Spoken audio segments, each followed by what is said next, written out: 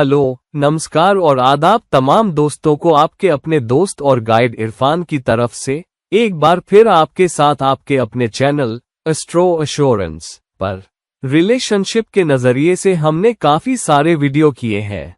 हमने timing of events पे बात की है, हमने स्पाउस के चुनाव पे बात की है, हमने बात की है कि रिलेशनशिप में चैलेंजेस कैसे हो सकते हैं, बेवफाई के चैलेंजेस, ब्रेकअप के चैलेंजेस। हमने ये सब बातें अपने बहुत सारे वीडियोस में की है और कुछ वीडियो पीछे मैंने ये भी बात की है कि नवांसा चार्ट का नक्षत्र शादी या रिलेशनशिप में बहुत बड़ा रोल अदा करता है, तो वो भी हम डिस्कस कर चुके हैं।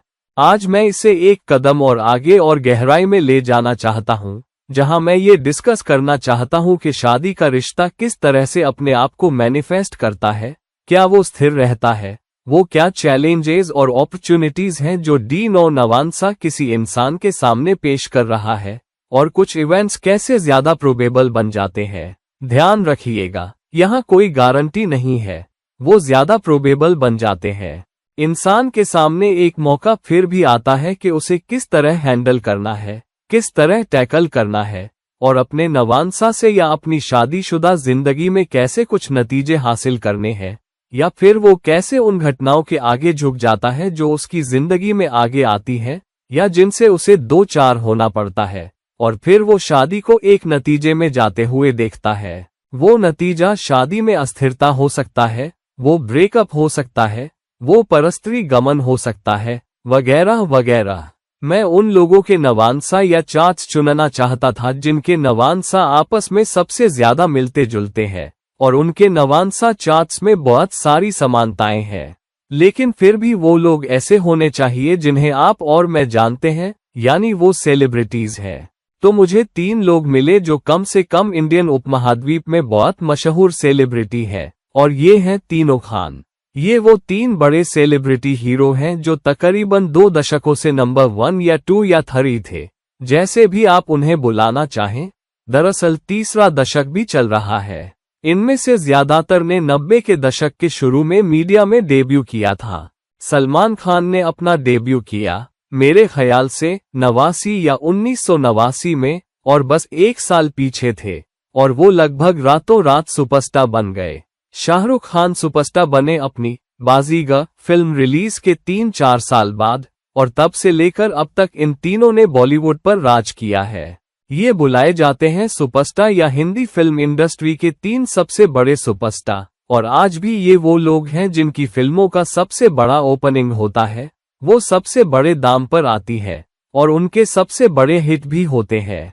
तो आइए गहराई में उतरें इन तीनों लोगों के होरोस्कोप में, खास तौर पर नवांसा या D9 चार्ट को ध्यान में रखते हुए। और मैंने इन तीनों को सिर्फ इसलिए नहीं चुना कि ये सुपरस्टार हैं और मशहूर है, बल्कि इसलिए भी कि इन सभी का बरस एक ही है। आमिर खान, सलमान खान और शाहरुख खान तीनों 1965 में पैदा हुए थे, बस कुछ महीनों के फासले से। आमिर खान मार्च में पैदा हुए थे, जबकि शाहरुख खान और सलमान खान क्रमशः नवंबर और दिसंबर में पैदा हुए थे। तो सलमान खान और शाहरुख खान दोनों के चार्ट में बहुत सी समानताएं हैं, उनके D9 चार्ट में भी। हालांकि D9 का एक दूसरे से बहुत मिलना इतना आसान नहीं है, खास तौर पर कि बर्थ टाइमिंग में चंद मिनटों का फर्क आने पर D9 या दूसरे भाव चार्ट्स काफी बदल जाते हैं। फिर भी इनके D9 चार्ट्स में बहुत सारी समानताएं दिखती हैं, और आमिर खान के चार्ट से भी कुछ समानताएं दिखती हैं। और इसलिए मैं इन समानताओं का इस्तेमाल करना चाहता हूं ये दिखाने के लिए कि किस तरह से घटनाओं के कुछ पैटर्न सामने आए हैं तीनों लोगों की शादीशुदा जिंदगी में, उनकी मोहब्बत की जिंदगी में, उनके रिश्ते की सूरत हाल में, और किस तरह से जिंदगियां उस आधार पर बनी हैं कि चीजें D9 चार्ट या नवांसा चार्ट में कैसे मैनिफेस्ट हुई, और रिश्तों ने भी एक खास रास्ता कैसे इख्तियार किया। तो मैं इसमें गहराई में उतरना चाहता हूं और मैं ये बात करना चाहता हूं कि उनकी जिंदगी में कुछ चीजें क्यों हुई, D9 चार्ट या नवांसा चार्ट कहां रोल अदा करता है, और उन्हें कैसे एक मौका दिया गया था। ज़ोडिएक हमेशा हमें एक मौका देती है कि कुछ चीजें मैनिफेस्ट हो या कुछ चीजें ना हो। चुनाव हमें दिया जाता है। ऐसा नहीं है कि ये आपका D9 चार्ट है या ये ग्रहों की पोजीशन है, तो ये सब होके ही रहेगा। तो चीजें उस तरह से काम नहीं करती। ये काम करता है प्रोबेबिलिटी के आधार पर। मौके भी आपको दिए जाते हैं कि आप कैसे नतीजे मैनिफेस्ट करना चाहते हैं, आप अपने रिश्ते को कैसे आगे ले जाना चाहते हैं, कम से कम D9 के ताल्लुक से। जबकि D9 का ताल्लुक बहुत सी दूसरी चीजों से भी है, फिर भी क्योंकि इसका गहरा ताल्लुक रिलेशनशिप से है, तो आज मैं किसी और चीज के बजाय रिलेशनशिप के नजरिए से ज्यादा बात करना चाहता हूँ। तो चलिए गहराई में उतरते हैं कि तीनों लोगों शाहरुख खान, आमिर खान और सलमान खान की जिंदगी कैसे गुजरी है, खास तौर पर उनके रिश्तों के मामले में और साथ ही उनकी वैवाहिक सूरत ए हाल में। अब देखते हैं कि होरोस्कोप कैसा है और फिर D9 चार्ट पर आते हैं।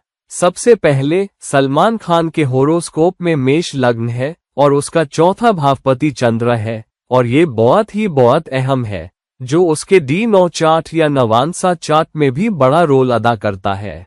और अगर आप देखें तो चौथा भावपति चंद्र ग्रह के साथ विष दोष में है शनि के साथ, लेकिन 11वें भाव में, जो काम भाव भी है और ख्वाहिशों का भाव भी। तो उसकी ख्वाहिशें और तमन्नाएं वैवाहिक नजरिए से, शादी के नजरिए से, एक स्थिर शादीशुदा घरेलू जिंदगी के नजरिए से गोते खाने लगती हैं उस विष दोष की वजह से, शनि के अफ्लिक्शन की वजह से। दूसरी बात, उसका 7वां भावपति शुक्र भी एक बहुत जबरदस्त अफ्लिक्शन में है, मंगल के साथ युति करता है एक चार्ट में, और ये दिखाता है उसकी शादीशुदा जिंदगी में मसले, जहां आक्रामकता और गाली गलौच और हिंसा भी रोल अदा कर सकती है। और हम जानते हैं कि उसके बहुत से रिश्तों में वो हिंसक हुआ है। लोगों ने ये बात उजागर भी की है, खास तौर पर ऐश्वर्या राय के साथ उसके एक रिश्ते में, जो पूर्व मिस वर्ल्ड भी रही चुकी है। वो रिश्ता दुर्व्यवहार पूर्ण हो गया था, और ये भी मशहूर है कि वो एक घर के सामने गया, वहां मसले पैदा किए, झगड़े हुए, वो हिंसक हुआ, और कुछ लोगों का कहना है कि उसने शारीरिक नुकसान भी पहुंचाया। कम से कम ऐश्वर्या राय ने खुल के कहा है कि उसने उन्हें शारीरिक रूप से प्रताड़ित किया। तो ये है उसका D1 चार्ट उसके चौथे भाव, 7वें भाव और शुक्र की पोजीशन के मामले में। शुक्र प्यार, स्नेह और रिश्ते का कारक भी है, और साथ ही उसके 7वें भाव का पति भी। अब जब आप उसका D9 चार्ट देखेंगे तो उसके D9 चार्ट में आपको पता चलेगा कि शुक्र उसके लग्न को रूल करता है, और लग्न को रूल करते हुए वो मिथुन राशि में चला गया है। अब मिथुन राशि क्या चीज है? मिथुन राशि द्वंद्व या उलझन का या मन न बना पाने का घर है। तो उसके रिश्ते में, खास तौर पर शुक्र के मामले में या औरतों के मामले में या फिर किसी स्थिर रिश्ते के मामले में, वो कभी अपना मन नहीं बना पाया, और इसलिए बहुत बार वो शादी के जरिए अपने रिश्ते को फलित या कानूनी बनाने के करीब पहुंचा, लेकिन ऐसा हुआ नहीं क्योंकि आखिरी वक्त पर उसके जहन में दुविधा पैदा हो गई। तो मिथुन राशि में शुक्र जाना ये दिखाता है कि उसके दिमाग में शक पैदा होता है। और अगर आप देखें कि उसका बुध कहाँ गया है, उसके लग्न चार्ट में बुध केतु के साथ बैठा है और वृश्चिक राशि में, और ये एक अहम कनेक्शन है शाहरुख खान और आमिर खान के D9 चार्ट से भी, जैसा कि हम आगे देखेंगे। फिर उसके D9 चार्ट में आप देखेंगे कि उसका 7वां भावपति मंगल है। उसका मंगल कहाँ रखा है? मंगल छठे भाव में रखा है। छठा भाव रिश्ते के टूटने का भाव है, और मंगल छठे भाव का पति है। छठे भाव में चला जाता है अपने से 12वें में, रिश्ते के टूटने के भाव में, उसकी घरेलू जिंदगी के दोनों पतियों के साथ, यानी शनि जो चौथे भाव को रूल करता है और 5वें भाव को भी, जो रोमांस का भाव है, रूल करता है।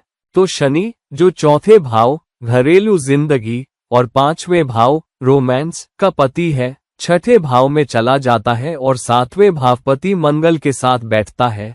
लेकिन जो सबसे ज्यादा अपनी मौजूदगी महसूस करवाता है वो है राहु, और क्योंकि राहु इस मिक्सचर में शामिल हो जाता है, तो इसका मतलब है कि उसके रोमांटिक संबंधों में वो किसी प्रतिबद्धता या स्थिर कानूनी वैवाहिक रिश्ते में उसे नहीं बदल पाता, क्योंकि इसमें बाहरी लोगों का दखल है जो राहु है।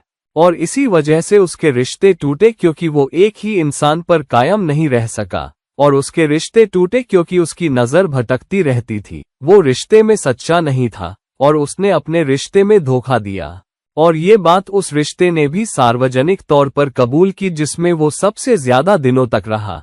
यानी ऐश्वर्या राय के साथ, जो बाहर आई और उन्होंने कहा कि जब वो मेरे साथ थे तब भी वो दूसरी तरफ देख रहे थे और इसलिए मैं वो अपमान बर्दाश्त नहीं कर सकती थी और इसीलिए मैं अलग हो गई।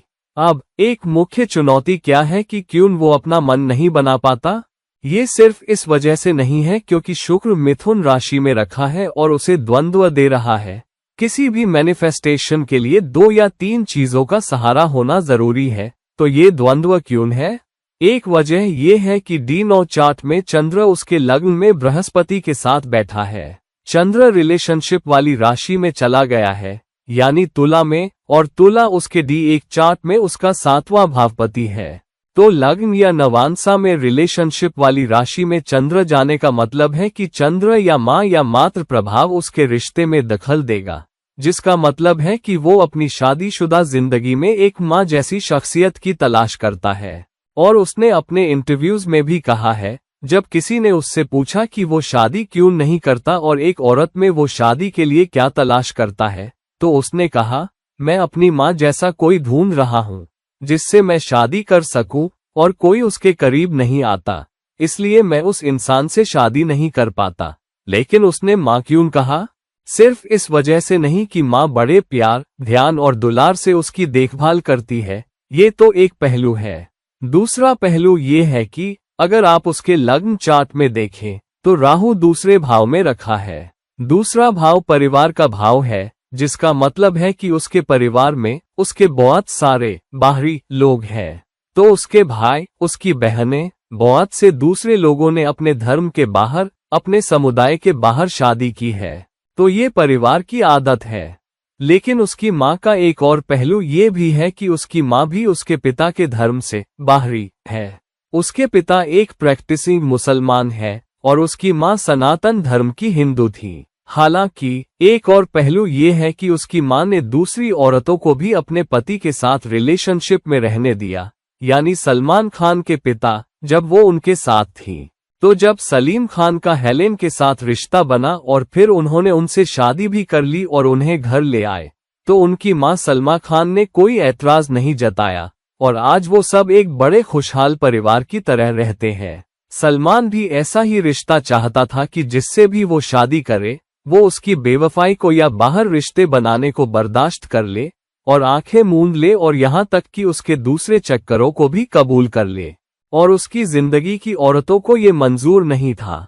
ऐश्वर्या राय, जो उस वक्त दुनिया की सबसे खूबसूरत औरत समझी जाती थी, कम से कम कुछ लोगों या बहुसंख्यक लोगों के लिए उनके साथ होते हुए भी फिर भी उसकी नजर भटक रही थी। वो सीमाओं से बाहर कदम रख रहा था और उसके दूसरी औरतों के साथ भी रिश्ते थे, और क्योंकि उसे लगता था कि ऐश्वर्या राय को उस पर आंखें मूंद लेनी चाहिए थी और वो ऐसा करने को तैयार नहीं थी, तो वो चली गई।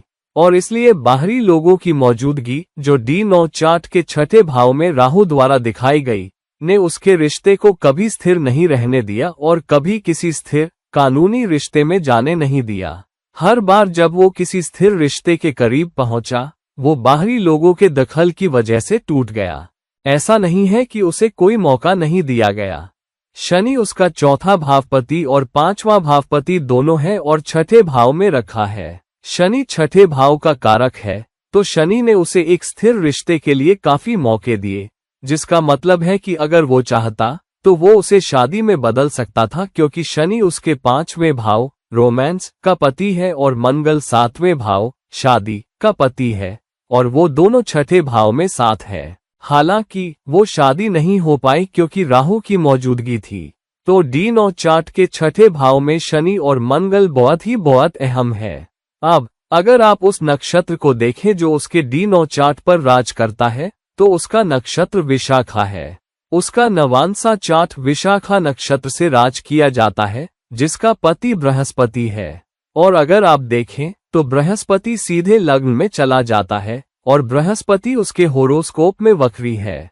और क्योंकि बृहस्पति वक्री है, इसलिए इसमें खिंचाव का एक फैक्टर होता है, और मैंने ये अपने बहुत से वीडियोस में कहा है, गुलेल की तरह जिसे पीछे खींचा जाता है और फिर छोड़ा जाता है। तो मिथुन राशि में बृहस्पति, ये एक और बहुत अहम बात है, प्लीज इसे याद रखिएगा। उसके D1 चार्ट में मिथुन राशि में बृहस्पति और उसके D1 चार्ट के 7वें भाव पर दृष्टि होना, इसका मतलब है कि शुरू में ऐश्वर्या राय के साथ उसका रिश्ता स्थिर था और लगभग 6-7 साल तक चला। वो एक प्रतिबद्ध रिश्ते में थे, लेकिन आखिरकार जब राहु ने अपना रोल अदा किया तब ब्रेकअप हुआ। और वो ब्रेकअप कब हुआ? वो 2002 में हुआ, बिल्कुल उसके शनि दशा की शुरुआत में, जब वो सन 2002 में अपने शनि दशा में कदम रख रहा था, तभी ऐश्वर्या राय से उसका ब्रेकअप हुआ। और अगर आप देखें तो शनि उसके 5वें भाव रोमांस का पति भी है और राहु के साथ युति करता है, जिसका मतलब है कि उसके रोमांटिक रिश्ते में बाहरी लोगों का दखल होने से स्थिरता खत्म हो गई। अगर वो चाहता तो वो बेवफाई के उस सिलसिले से बाहर निकल सकता था और ऐश्वर्या राय के साथ अपने रिश्ते को शादी के रूप में पवित्र कर सकता था और उस रिश्ते को बचा सकता था, लेकिन अपनी मर्जी से उसने उस रिश्ते को जाने दिया। अब जब आप उसके केतु की पोजीशन देखें तो ध्यान रखिएगा कि केतु उसके D1 चार्ट में वृश्चिक राशि में रखा है, बृहस्पति मिथुन राशि में रखा है और शनि कुंभ राशि में रखा है। अब जब आप शाहरुख खान के होरोस्कोप पर जाते हैं तो आप देखेंगे कि शाहरुख खान के होरोस्कोप में भी शनि कुंभ राशि में है, केतु वृश्चिक राशि में, हालांकि अलग अलग भावों में है, और बृहस्पति फिर से मिथुन राशि में है, जिसका मतलब है कि बृहस्पति के वक्री होने की वजह से बहुत बार इंसान अपनी समझ और अपने द्वंद्वात्मक दिमाग में कुछ गलतियां कर बैठता है और उसकी जिंदगी प्रभावित होती है। सलमान खान के होरोस्कोप में बृहस्पति उसके 7वें भाव पर दृष्टि डाल रहा था, जबकि वो मिथुन राशि में रखा था। यहाँ शाहरुख खान के होरोस्कोप में आप पाएंगे कि बृहस्पति 11वें भाव में मिथुन राशि में रखा है, लेकिन उसके D1 चार्ट के 7वें भाव शादी के भाव पर भी दृष्टि डाल रहा है। राहु फिर से वृषभ राशि में जा चुका है, बिल्कुल सलमान खान के होरोस्कोप की तरह, जिसका राहु भी वृषभ राशि में था। और जहां सलमान खान का चंद्रमा कुंभ राशि में शनि के साथ रखा था, वहीं शाहरुख खान का चंद्रमा मकर राशि में रखा है, हालांकि शनि के साथ नहीं बल्कि शनि की राशि में। तो दोनों के चार्ट्स में बहुत सारी समानताएं हैं। हालांकि जब आप उनके D9 चार्ट पर जाते हैं तो वहां एक अजीबोगरीब समानता है सलमान खान और शाहरुख खान के D9 चार्ट्स में। सलमान खान के D9 चार्ट में शनि, मंगल और राहु 6ठे भाव में है, जबकि शाहरुख खान के D9 चार्ट में अकेले शनि और मंगल 6ठे भाव में है, लेकिन राहु 7वें भाव में शुक्र के साथ चला गया है। अब इसका क्या मतलब है? इसका मतलब है कि उसके रिश्ते में ऐसे लोग हो सकते हैं जो बाहरी हो, जो उसके साथ रिश्ता बना सके, या वो उनके साथ रिश्ता बनाता है। और फिर शाहरुख खान ने गौरी खान से शादी कर ली, जो न तो उसके समुदाय से थी न उसके धर्म से, और उसने उनसे शादी कर ली। तो राहु 7वें भाव में शुक्र के साथ युति करता है। ये दिखाता है कि राहु जो उसके भाव में आता है वो एक ज्यादा स्थिर राहु है या रिश्ते में स्थिरता देता है। तो वो अपने धर्म से बाहरी किसी से शादी करता है, लेकिन शुक्र के साथ युति करने का मतलब है कि 7वें भाव में होने के कारण वह रिश्ते में मजबूत है और बहुत स्थिरता है, क्योंकि राहु जाकर 6ठे भाव रिश्ते के टूटने का भाव को डिस्टर्ब नहीं करता। तो राहु रिश्ते के टूटने को उकसाता नहीं है। शनि 6ठे भाव में रोल अदा करता है और फिर से रिश्ते को स्थिरता देता है, और इसी वजह से उसकी शादीशुदा जिंदगी ने बहुत दबाव सहा और एक बाहरी तत्व यानी राहु द्वारा शनि और मंगल के साथ बैठने से प्रभावित नहीं हुई। उसके लिए भी शनि 5वें भाव रोमांस को रूल करता है और 7वें भावपति मंगल के साथ बैठता है, और इसी वजह से एक रोमांटिक रिलेशन या रिश्ते के जरिए उसकी मुलाकात गौरी खान से हुई और उसने उनसे शादी कर ली। सलमान खान के D9 चार्ट में बृहस्पति 7वें भाव पर दृष्टि डालता है और शाहरुख खान के D9 चार्ट में भी बृहस्पति 7वें भाव पर दृष्टि डालता है। तो आप देख रहे हैं अजीबोगरीब समानता दोनों होरोस्कोप्स में, जहां बृहस्पति 7वें भाव पर दृष्टि डाल रहा है। D1 चार्ट में, D9 चार्ट में बृहस्पति 7वें भाव पर भी दृष्टि डाल रहा है। शाहरुख खान के होरोस्कोप में भी सलमान खान की तरह बृहस्पति वक्री है, और शनि के भी वक्री होने से शाहरुख खान के होरोस्कोप में शनि और भी मजबूत है। शनि उसके लग्न चार्ट में 7वें भाव में ही रखा है, और इसलिए इसने उसकी शादीशुदा जिंदगी को जबरदस्त स्थिरता दी है, उसे टूटने नहीं दिया। प्रियंका चोपड़ा के साथ अफेयर, जो उनकी डॉन 1 और डॉन 2 में को स्टार थी। डॉन साल 2011 में रिलीज हुई थी। उसी साल ढेर सारी खबरें आई थी कि शाहरुख और प्रियंका चोपड़ा का एक विवाहेतर संबंध है और उसकी वजह से गौरी खान ने बीच में कदम रखा, उन्हें तलाक की धमकी दी और शाहरुख खान को उस रिश्ते को छोड़ना पड़ा। और ये भी उसकी शनि दशा में ही था, ठीक उसी तरह जैसे सलमान खान का ऐश्वर्या राय के साथ रिश्ता भी शनि दशा में टूटा था। तो फिर से एक अजीबोगरीब समानता D9 चार्ट्स के बीच, शनि की पोजीशन की, शनि का चंद्र के साथ कनेक्शन की, केतु का वृश्चिक में रखा जाना, बृहस्पति का मिथुन में जाना, राहु का वृषभ में जाना, लगभग एक ही वक्त पर उनके स्थिर रिश्तों में ब्रेकअप, एक ही दशा में, यहां तक कि एक ही अंतरदशा में। अब शाहरुख खान के D9 चार्ट में एक और अहम बात, उसके D9 चार्ट का नक्षत्रपति स्वाति है और स्वाति पर राहु का राज है, और इसलिए क्योंकि राहु 7वें भाव में ही रखा है और चूंकि नक्षत्रपति भी राहु ही है, तो राहु ने ब्रेकअप नहीं होने दिया। इसके बावजूद कि उसने शाहरुख खान की जिंदगी में दूसरी औरतों की मौजूदगी को तो इजाजत दी। और इसलिए जब शनि दशा आए और शनि शादी की ज्यादा हिफाजत करता है, तो शनि ने उसकी शादी की हिफाजत की और शाहरुख खान को अपने विवाहेतर संबंध को छोड़ने पर मजबूर कर दिया। और क्या आप इससे भी ज्यादा समानता चाहेंगे, इतने सारे साइन प्लेसमेंट्स इन कॉमन होने के बावजूद? बल्कि सलमान खान और शाहरुख खान के D9 चार्ट्स में लग्न भी एक ही है, जो तुला है, जबकि उनके D1 के लग्न अलग अलग हैं। अब आमिर खान के होरोस्कोप पर नजर डालते हैं। अब अगर आप आमिर खान का होरोस्कोप देखें, तो यहाँ आमिर खान का शनि भी कुंभ राशि में है, उसका राहु भी वृषभ राशि में है, उसका केतु भी फिर से वृश्चिक राशि में है, और उसका चंद्र उसके D1 चार्ट में पश्चिम या पूर्वाभाद्रपद नक्षत्र में चला गया है, जिस पर शनि का राज है। तो हालांकि चंद्र कर्क राशि में रखा है, फिर भी चंद्र शनि के साथ एक गहरा रिश्ता बनाता है, जो उस नक्षत्र में जाता है जिस पर शनि का राज है। तो शनि उसके D1 चार्ट का नक्षत्रपति या जन्म नक्षत्रपति भी है। तो हम देख रहे हैं सलमान खान, शाहरुख खान और साथ ही आमिर खान के चंद्र का बहुत ही जबरदस्त कनेक्शन शनि के साथ। उनके केतु की पोजीशंस समान है, उनके राहु की पोजीशंस भी समान है, और तीनों का शनि भी एक ही राशि में है। और आमिर खान का बृहस्पति भी, अगर आप देखें, आमिर खान का बृहस्पति भी 7वें भाव पर दृष्टि डालता है, ठीक उसी तरह जैसे शाहरुख खान के होरोस्कोप में बृहस्पति D1 चार्ट में 7वें भाव पर दृष्टि डालता है।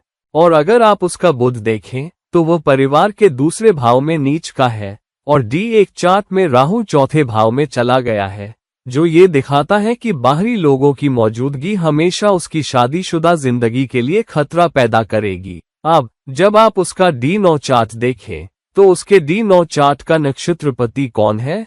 उसके D9 चार्ट का नक्षत्रपति उत्तरा भाद्रपद है, जिस पर शनि का राज है। तो फिर से आप देख रहे हैं शनि का गहरा कनेक्शन उसके D9 चार्ट या उसकी शादीशुदा जिंदगी से भी। और उसके नवांसा या D9 में शनि अपनी ही राशि कुंभ में चला गया है, जबकि वो लग्न चार्ट में भी कुंभ राशि में ही रखा है। तो ये एक बहुत मजबूत वर्गोत्तम शनि है, लेकिन अब शनि केतु के साथ रखा है। तो यहाँ शनि बहुत लंबे समय की स्थिरता देने में कामयाब नहीं है। तो शनि उसे काफी हद तक स्थिरता तो देगा, लेकिन उसके अपने किए हुए कर्मों से, उसके अपने उतार चढ़ावों से, वो खुद ही अपनी शादी को तबाह कर देगा। अब आइए देखते हैं, तीनों के लग्न चार्ट में राहु का वृषभ में होना, केतु का वृश्चिक में होना, शनि का कुंभ में होना, इन समानताओं के अलावा आइए समानताएं देखें D9 चार्ट में। अब D9 चार्ट में अगर आपको याद है, सलमान खान के D9 चार्ट में भी राहु 6ठे भाव में था, और आमिर खान का राहु भी D9 चार्ट में 6ठे भाव में है। उसकी मिथुन राशि कहाँ है? उसकी मिथुन राशि घरेलू जिंदगी के 4थे भाव को रूल करती है, और उसका मिथुन राशिपति बुध कहाँ रखा है? बुध वृश्चिक राशि में चला गया है, लेकिन बुध उसके D9 चार्ट के 7वें भाव को भी रूल करता है। और बुध किसके साथ रखा है? बुध पांचवें भावपति चंद्र के साथ एक नीच की राशि में रखा है। तो हालांकि चंद्र मंगल के साथ रखा है, ये एक छोटा सा नीचभंग राशि योग बनाता है। मैंने अपने बहुत से वीडियोस में ये भी कहा है कि आप D9 चार्ट में योग या राजयोग नहीं देखते, खास तौर पर अगर वो दो ग्रह D1 चार्ट में कोई मजबूत रिश्ता स्थापित नहीं कर रहे हो। अगर मंगल लग्न चार्ट में नहीं है या लग्न चार्ट में रखा नहीं है, तो आप उस राजयोग या नीचभंग को नवांसा चार्ट में नहीं देखते। हालांकि क्योंकि यहाँ तालमेल शामिल है, तो थोड़ा असर तो है, लेकिन कोई मजबूत असर नहीं। तो आप फिर भी चंद्र को नीच की राशि में गया हुआ लेंगे। हालांकि चंद्र को नीच नहीं माना जाता, लेकिन क्योंकि पांचवें भाव का पति चंद्र नीच की राशि में चला गया है, इसका मतलब है कि उसका रोमांस उतार चढ़ाव और बदलावों से गुजरेगा। वृश्चिक राशि के कारण न केवल उसकी रोमांटिक जिंदगी बदलाव से गुजरती है, बल्कि उसकी शादीशुदा जिंदगी भी। क्योंकि नौवां भाव क्या है? नौवां भाव दूसरी शादियों का भाव है, और इसीलिए आमिर खान पहले ही 2 शादियां कर चुके हैं और दोनों शादियां टूटी हैं शादी के बाहर बेहुदा रोमांटिक संबंधों की वजह से, जो इस वजह से मैनिफेस्ट हुआ क्योंकि D9 चार्ट का 5वां भावपति चंद्र नीच की राशि में है, 7वें भावपति और 4थे भावपति बुध के साथ, जिसका मतलब है कि वो अपनी शादी की स्थिरता को, अपनी शादी की पवित्रता को, अपनी शादी के बाहर बेहुदा रोमांटिक संबंध बनाकर खत्म कर देता है। और कुछ सालों के बाद शनि भी स्थिरता बनाए नहीं रख पाता। हम जानते हैं कि आमिर और उनकी दूसरी पत्नी किरण राव ने बस कुछ महीने पहले तलाक का ऐलान किया था। और किस दशा में उनके तलाक का ऐलान हुआ? उनके तलाक का ऐलान चंद्र और राहु की दशा में हुआ। और तो आप देख रहे हैं, शाहरुख खान के चार्ट में राहु 7वें भाव में है, 6ठे में नहीं। तो शनि दशा के मोड़ पर उसने एक ब्रेकअप का कारण बना। और क्योंकि सलमान खान के D9 चार्ट के 6ठे भाव में शनि राहु के साथ रखा है, तो शनि दशा के मोड़ पर इसने ब्रेकअप दिया। और यहाँ आमिर खान के होरोस्कोप में राहु फिर से 6ठे भाव में रखा है। चंद्र और राहु की दशा में उसकी शादी फिर से ब्रेकअप से गुजरी, क्योंकि चंद्र D9 चार्ट में 5वां भावपति है और राहु रिश्ते के टूटने के 6ठे भाव में रखा है। तो रिश्ते का टूटना फिर से किसी और बाहरी लड़की के शादी के बाहर रोमांटिक संबंध में शामिल होने की वजह से हुआ है, जिसने उसकी शादीशुदा जिंदगी को तबाह कर दिया। तो उसकी मिथुन राशिपति की दोहरी मानसिकता, यानी उसके दिमाग का द्वंद्व, जो 5वें भाव रोमांस और 7वें भाव शादी के पतियों से जुड़ी हुई है, उसके दिमाग में द्वंद्व पैदा कर दिया है। जिसका मतलब है कि कुछ समय बाद इंसान ये सोचने लगता है कि क्या मैं सही रिश्ते में हूँ, क्या मैं अच्छे रिश्ते में हूँ और मैं आगे बढ़ना चाहता हूँ। हमने देखा कि कैसे तीनों सलमान, आमिर और शाहरुख खान की जिंदगी उतार चढ़ाव और झूलों से गुजरी है। शनि शाहरुख खान की जिंदगी में ज्यादा हिफाजत करने वाला रहा है। हालांकि शनि आमिर खान या सलमान खान की जिंदगी में कोई मजबूत रोल अदा नहीं कर पाया, क्योंकि शनि मजबूत नहीं था। शाहरुख खान के पास जिसका 7वां भावपति शनि ही है और वो उसी राशि में रखा है। दूसरी बात, हमने ये भी देखा कि शाहरुख खान के D9 चार्ट में राहु 7वें भाव में रखा है और नक्षत्रपति होने के कारण उसकी शादीशुदा जिंदगी की हिफाजत करने वाला था। जबकि सलमान खान के मामले में बृहस्पति का लग्न चार्ट में मिथुन राशि में जाना और D9 नक्षत्रपति होने के बावजूद उसकी समझदारी उसके काम नहीं आए। समझदारी दोहरी मानसिकता में फंस गई। वो ये नहीं जान पा रहा था कि क्या वो इस रिश्ते में रहना चाहता है, और उम्मीद कर रहा था कि कोई उसकी माँ जैसी हो, जो अपने पति के विवाहेतर संबंधों को ज्यादा सहन करने वाली थी। यानी सलमान खान अपने रिश्ते में कोई ऐसा चाहता था, लेकिन उसकी जिंदगी की औरतें उस दर्जे या स्थिति को कबूल करने और उतरने को तैयार नहीं थीं। और इसलिए सलमान खान ने एक के बाद एक कई ब्रेकअप झेले, बिना किसी मान्यता प्राप्त कानूनी शादीशुदा जिंदगी में बस पाए। फिर हमने ये भी देखा कि कैसे शनि और चंद्र का कॉम्बिनेशन, सलमान खान के चंद्र का शनि के साथ D1 चार्ट में रखा जाना, शाहरुख खान के चंद्र का मकर राशि में, जिस पर शनि का राज है, जाना उसके D1 चार्ट में, और चंद्र का शनि के नक्षत्र में जाना D1 चार्ट में, किस तरह से उनके सोचने में, उनके फैसले करने में और वे रिश्तों को किस नजर से देखते हैं, इसमें रोल अदा किया है। तो दोस्तों, अब जबकि हमने तीनों होरोस्कोप देख लिए हैं, हमने D9 चार्ट्स की तुलना कर ली है, हमने D1 चार्ट और उनकी पोजीशंस की तुलना कर ली है। इतनी अजीबोगरीब समानता। सभी तीनों चार्ट्स में राहु वृषभ में, बृहस्पति का कुछ खास पोजीशंस में जाना। राहु वृषभ में, तीनों चार्ट्स में राहु वृषभ में है। शाहरुख और आमिर खान दोनों के लिए बृहस्पति का मिथुन में जाना। तीनों चार्ट्स में शनि का कुंभ में जाना। तीनों चार्ट्स में चंद्र का शनि के साथ मजबूत रिश्ता बनाना। तीनों में केतु का वृश्चिक में जाना। तीनों में बुध या बुध की मिथुन राशि की भूमिका। तीनों चार्ट्स में दोहरी मानसिकता, द्वंद्व का जबरदस्त रोल अदा करना। लग्न चार्ट में बृहस्पति का 7वें भाव पर दृष्टि डालना। इसी तरह D9 चार्ट में भी समान दृष्टियां। शाहरुख खान की जिंदगी में शनि ज्यादा स्थिरता दे रहा है और राहु भी शाहरुख खान की जिंदगी में स्थिरता दे रहा है क्योंकि वो नक्षत्रपति है और 7वें भाव में रखा है। लेकिन राहु सलमान खान और आमिर खान दोनों की जिंदगी में तबाही मचा रहा है। दरअसल राहु उनके प्रतिबद्ध रिश्तों में ब्रेकअप करवा रहा है, सलमान खान के लिए एक प्रतिबद्ध रोमांटिक रिश्ते में, लेकिन आमिर खान के लिए एक प्रतिबद्ध कानूनी रिश्ते, शादी में भी।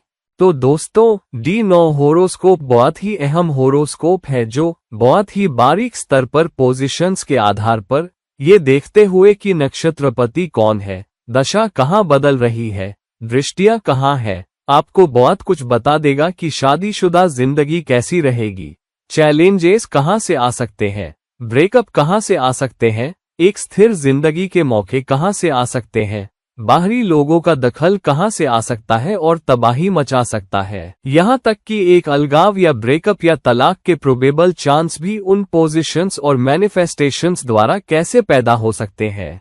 तो कृपया अपने D1 और साथ ही D9 चार्ट्स, नवांसा चार्ट को बहुत गहराई से देखिए। कृपया अपनी पोजीशंस को बेहतर समझने की कोशिश कीजिए। कृपया ये समझिए कि नक्षत्रपति कौन है, वो आपकी शादीशुदा जिंदगी में कैसे रोल अदा कर रहा है या नहीं कर रहा है, कुछ घटनाएं कैसे मैनिफेस्ट हो रही हैं और चैलेंजेस कहां से आ रहे हैं, और इसका इस्तेमाल कीजिए एक प्यार भरी, स्थिर और लंबे समय तक चलने वाली शादीशुदा जिंदगी पाने के लिए। तो दोस्तों, इस वीडियो को लाइक कीजिए, इस वीडियो को शेयर कीजिए, और अगर आप मुझसे कोई पर्सनल कंसल्टेशन चाहते हैं तो कृपया मुझसे संपर्क कीजिए। लिंक्स नीचे दी जाएंगी। किसी और वक्त किसी और वीडियो के साथ ये है आपका अपना दोस्त और गाइड इरफान, साइनिंग ऑफ। नमस्कार।